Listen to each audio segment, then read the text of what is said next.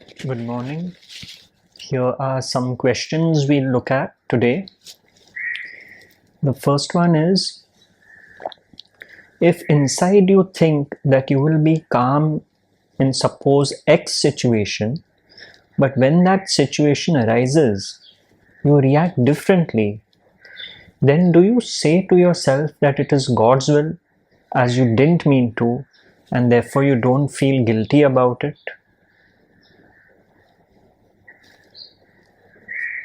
You see, this is precisely it. In spite of our best intentions, we cannot control situations. Here in the question, it clearly says, you think you will be calm in a certain situation, but when that situation arises, you react differently. So do you say to yourself, it is God's will? You don't really have to say it to yourself. That is the mind trying to tell the mind itself that it is God's will. It is the understanding that the sheer fact that you could not control it, in spite of wanting to, in spite of thinking that you would be calm if such and such a situation arose, means it is God's will. So there's really nothing to tell yourself. Now, what will happen is that if you lost your cool, if you were not calm in that situation where you thought you would be calm, and you accept that that was God's will, then you are no longer involved in that. You see, what we do is, because we say, oh, we should be calm if so and so situation comes up, and if we lose our cool, then we get involved in that. Why did I lose my cool? Why was I not calm? What am I doing wrong? Do I need to practice more? That is again the thinking mind which has got engaged. It is what the understanding does. It cuts off this involvement. So if you say that, yes, it is God's will that in spite of my best intentions, I lost my cool, there is no further involvement. It is the further involvement in the reaction which is the problem. So this point needs to be understood clearly.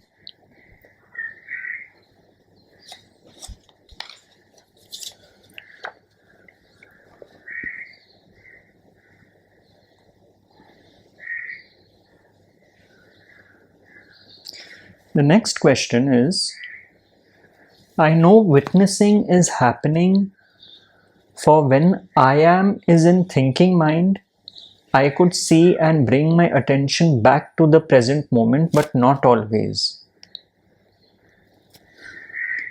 If the mind is jumping around a lot, then it is hard to concentrate, but I can still see it jumping around. Now this question needs some clarity itself. The first part is, I know witnessing is happening as when I am is in thinking mind, I could see and bring my attention back to the present moment. See, this is how it appears. This is the deception of the ego. Firstly, the I am cannot be in the thinking mind. I am is being, awareness. When the thinking mind is not working, not operating, one is already resting as that being, as that awareness, as that I am. The I am cannot be in the thinking mind. But that is what the ego does, you see. It thinks it's in control of the I am as well. So the question is, I know witnessing is happening as when I am is in thinking mind, I could see and bring my attention back to the present moment, but not always.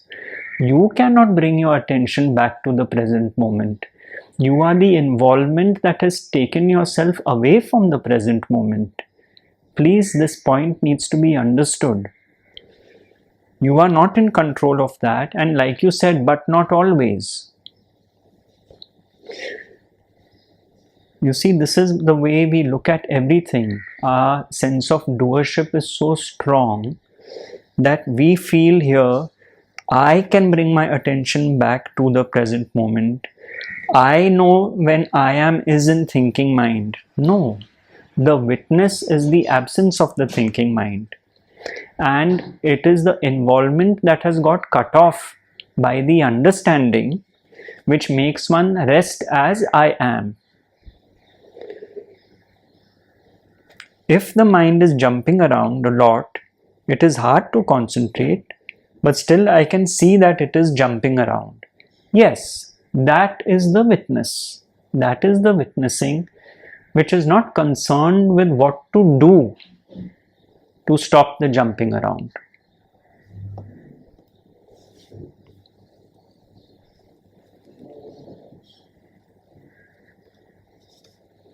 So we must understand that the witness does not step in to cut off the thinking. The witness is always there, always has been there. It is the absence of the thinking mind and its involvement which reveals this witness which is eternally present. The next question is, as you be in the moment, all things fall off. When having a conversation with another person, I feel there's nothing left to talk about. It is just silence, but still the mind gets frustrated and wants to start a conversation. Is that an insecurity? I will repeat this question. As you be in the moment, all things fall off. When having a conversation with another person, I feel there's nothing left to talk about. It is just silence, but still the mind gets frustrated and wants to start a conversation. Is that insecurity?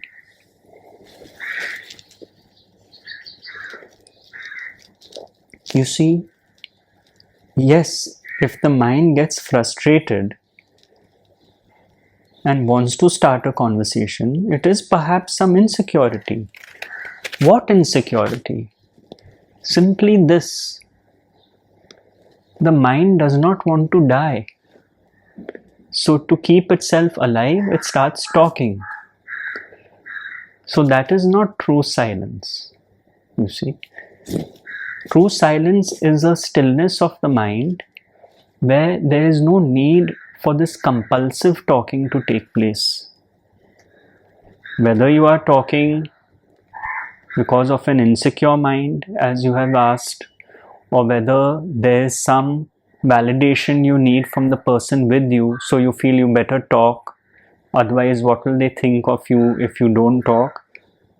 Nobody knows, only you would know, perhaps. The whole point is, you mentioned the word frustration. You see, the mind gets frustrated. If the mind did not get frustrated, yet two options would be available. One is to keep silent, and the other is to talk without any frustration in the talking. To talk if that is what arises naturally. But if one is forcing oneself to talk, that is doership. And what is that based on? What insecurity is that based on? Or is it based on just pure conditioning of the earlier years? That is something you would need to look at. Fundamentally, some people are programmed to be quiet. By programming, I mean not only genetically, but even in terms of conditioning. And others are programmed to be talkative.